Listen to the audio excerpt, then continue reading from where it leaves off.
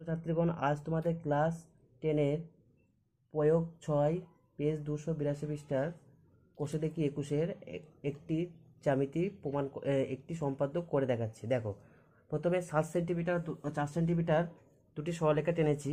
এবার কি বলেছে, এই 7 সেন্টিমিটার 4 সেন্টিমিটার প্রস্থ বিশিষ্ট আয়তক্ষেত্রের সমান ক্ষেত্রফল বিশিষ্ট বর্গক্ষেত্র অঙ্কন। তাহলে এই যে 7 সেন্টিমিটার যে সরলরেখাটা এঁকেছি, আমি এখানে নিচে নিচে যে কোনো একটা মাপ নিয়ে নিলাম, যে কোনো একটা নিচে মাপ নিয়ে নিচ্ছি। আচ্ছা, এবার কম্পাসের সাহায্যে এই 7 সেন্টিমিটার যে মাপটা আছে, এই মাপটা কম্পাসের সাহায্যে আমি নিলাম। ওকে, তারপরে এই যে সরলরেখাটা আমি টানলাম, এইখানটায় এই 7 সেন্টিমিটার মাপটা কেটে নিলাম। আচ্ছা, এবার এই যে নিচে যে সরলরেখাটা করেছি, এর এইদিকে একটা 90 ডিগ্রি, যেহেতু আয়তক্ষেত্র বলেছে, আমরা আয়তক্ষেত্র কি জানি, একটি কোণ 90 ডিগ্রি, সেই জন্য একটা কোণ এঁকে নিচ্ছি। প্রথমে 90 ডিগ্রি, একটা 90 ডিগ্রি কোণ এঁকে নিচ্ছি। আচ্ছা, 90 ডিগ্রি কোণ এঁকে নিচ্ছি। আচ্ছা, তাহলে আবার এইখানে বসিয়ে এটা, তাহলে এই পয়েন্টগুলো এবার আমি যুক্ত করছি।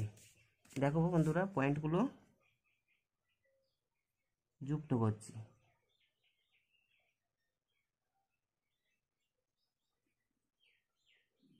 আচ্ছা, এবার 4 সেন্টিমিটার মাপটা আবার নিলাম।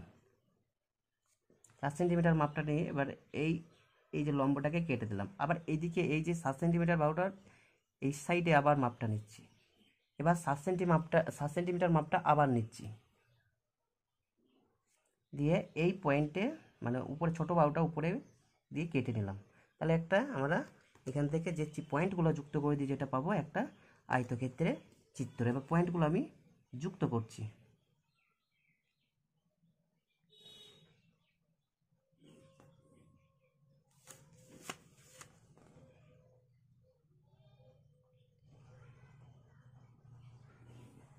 আচ্ছা, এবার এই যে আয়তক্ষেত্র হয়ে গেল, এবার এই আয়তক্ষেত্রের বাহুটাকে আমি এখানে 7 সেন্টিমিটার 11 সেন্টি, মানে একটু বেশি করে নিচ্ছি আমার সুবিধার জন্য। তাহলে 11 সেন্টিমিটার এখানে আমি পর্যন্ত বাহুগুলো টেনে নিচ্ছি।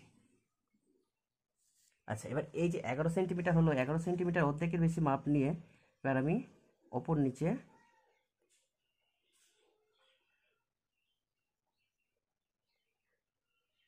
সমদ্বিখণ্ড করছি।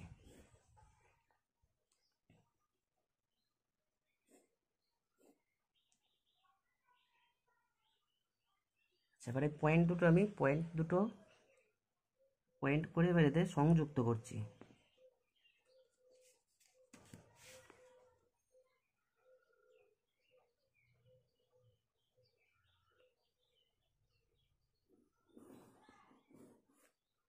আচ্ছা, এবার এখান থেকে এবার একটা অর্ধবৃত্ত অঙ্কন করছি।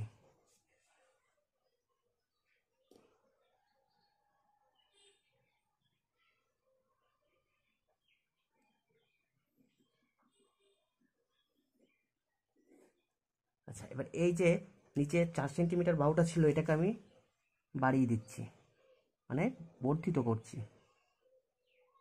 বুঝতে পারছো বন্ধুরা? আশা করি বুঝতে পারছো। আচ্ছা, এই বর্ধিত যে বাহুটা, এই মাপটা আবার আমি নিচ্ছি। এই যে মাপটা হলো, এইদিকে একবার কেটে নিচ্ছি, আর এই উপরে বসিয়ে আবার কাটছি। আচ্ছা, এই সরলরেখাটা যেহেতু ছোট আঁকা হয়েছে, আমি আরেকটু বাড়িয়ে দিচ্ছি, মানে এটা আরেকটু আগে বাড়ালে হতো, আমি এখন যেহেতু ছোট বাড়িয়ে দিচ্ছি। আচ্ছা, এবার এই যে মাপটা নিয়েছি, ওই মাপটাই এইখানে বসিয়ে কাটছি। তাহলে এই যে 4টে মাপই সমান হয়ে গেলো, তাহলে আমরা একটা বিন্দু কটা আবার যুক্ত করে দিচ্ছি। তাহলে এই বিন্দুগুলো যুক্ত করলে কি হচ্ছে, আমাদের একটা বর্গক্ষেত্র অঙ্কন হয়ে যাচ্ছে।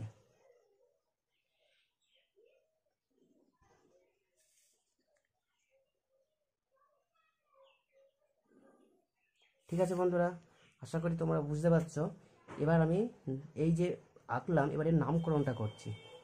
এটা এ নাম দিলাম, এটা বি, এটা সি, এটা ডি, এটা ই দিলাম সমদ্বিখণ্ড করে, যেটা এটা এফ, এটা জি, এইচ, আই, জে।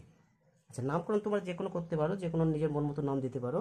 তাহলে এবার আমরা কি লিখবো, অতএব এবিসিডি আয়তক্ষেত্রের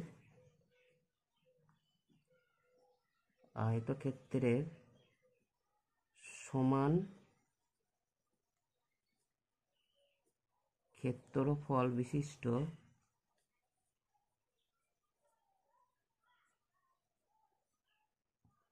বিশিষ্ট বর্গক্ষেত্রটি হলো GCIH। আশা করি তোমরা আজ অঙ্কটা এখানেই শেষ। আশা করি বন্ধুরা তোমরা বুঝতে পেরেছো। আবার পরের নেক্সট দিন তোমাদের অন্য টপিক নিয়ে আলোচনা করব। আজ এখান এই পর্যন্তই থাকলো। Have a nice day.